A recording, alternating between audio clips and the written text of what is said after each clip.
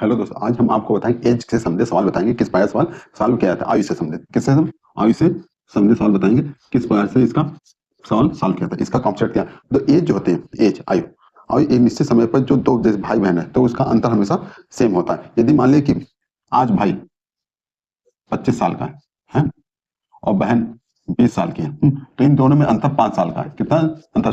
5 साल का। तो चाहे ये भाई 50 साल का होगा तो भी बहन की उम्र में अंतर जो है 5 साल का ही रहेगा। ठीक, अंतर हमेशा सेम रहता है, लाइफ टाइम डिफरेंस सेम होता है? तो इस प्रकार से क्वेश्चन और रेशियो कभी जो है इसमें सवाल में रेशियो का कंसेप्ट होता है। तो रेशियो के आधार पर क्वेश्चन सॉल्व करना आपको बताएंगे किस प्रकार से रेशियो से सवाल सॉल्व किया जाता है। ठीक ना?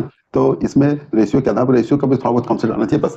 ठीक, फिर आपको बताते हैं कि राम की बहन की उम्र एज, राम की उम्र उम्र की आधी है। राम आज 4 वर्ष का है, जब राम 100 वर्ष का होगा तो उसकी बहन की आयु क्या होगी?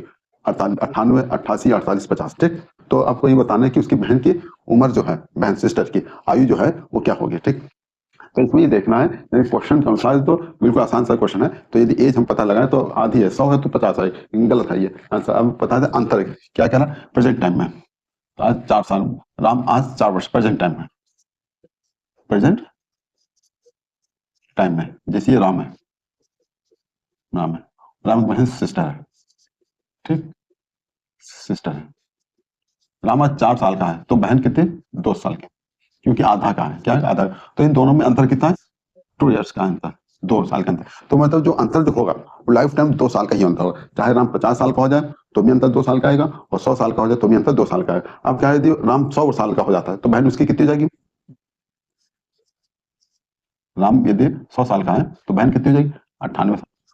बहन कितनी हो जाएगी? 98, क्योंकि दोनों में अंतर जो है 2 साल का ही होगा। तो 98 आपका होगा। बिल्कुल सिंपल सा सवाल है। ठीक, इस प्रकार से आप ये सवाल एज वाले सवाल सब है कंसेप्ट इसी के आधार पर किया जा सकता है कि आप मेन चीज डिफरेंस देखेंगे और डिफरेंस देखेंगे, डिफरेंस हमेशा सेम होता है। यदि क्वेश्चन आगे पूछे फ्यूचर का है तो एज में जोड़ देते हैं, और पास्ट में पूछे तो माइनस करते हैं। क्या करते हैं? पास्ट में माइनस करते हैं। ठीक, आगे पूछे तो प्लस करते हैं और पीछे पूछे तो माइनस करते हैं। इस प्रकार से हम डिफरेंस से आप एज पता कर सकते हैं कि किसकी क्या उम्र है। ठीक, इस प्रकार से आपको सेशन अच्छा लगा तो लाइक कीजिए, शेयर कीजिए। ओके। हेलो दोस्तों, ये सवाल आपको हम बता रहे हैं ए और बी की वर्तमान उम्र का अनुपात 6 और 7 है। वो 6 वर्ष बाद ए 48 वर्ष का हो जाएगा और बी की वर्तमान एज आपको बताना है। तो ये रेशियो के आधार पर सवाल है कि रेशियो यदि आपको सॉल्व करना आता है तो क्वेश्चन आसानी से सॉल्व किया जा सकता है। ठीक है, तो रेशियो आपको पता होना चाहिए। रेशियो में आपको बता रहे हैं किस प्रकार से सॉल्व किया जा सकता है। जैसे 4 है, हमारे 16 है। ठीक, 16 तो 4 की वैल्यू दे, 4 वैल्यू गलत कर, चलो 4 वैल्यू 48 है दिया। ठीक, तो इसको भाग देंगे, जो भागफल आएगा इससे मल्टीप्लाई कर देंगे। 4 कम 4, 4 दूनी 8, 12 आया। क्या है? 12 44, 12, 12 का इसका मल्टीप्लाई कर देंगे। ये आपको इसकी वैल्यू आपको पता चल जाएगी कितनी है। ठीक ना? वैल्यू आपको पता चल जाएगी कैसे क्या।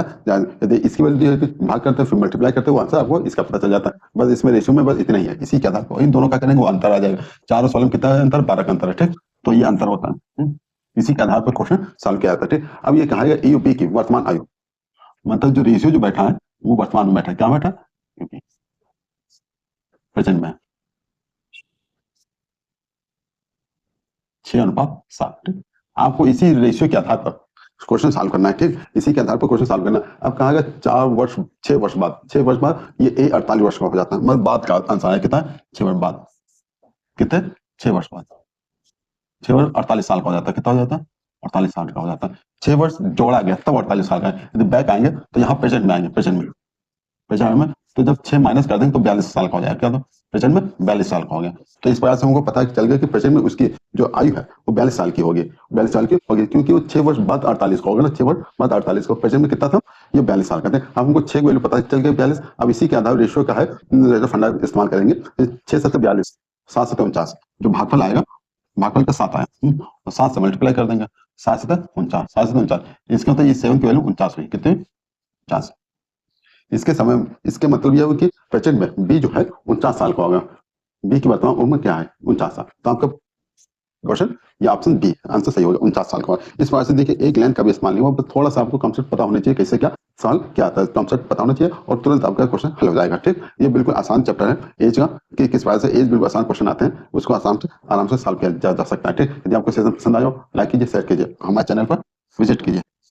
Maths concept, math concept bye DS sir.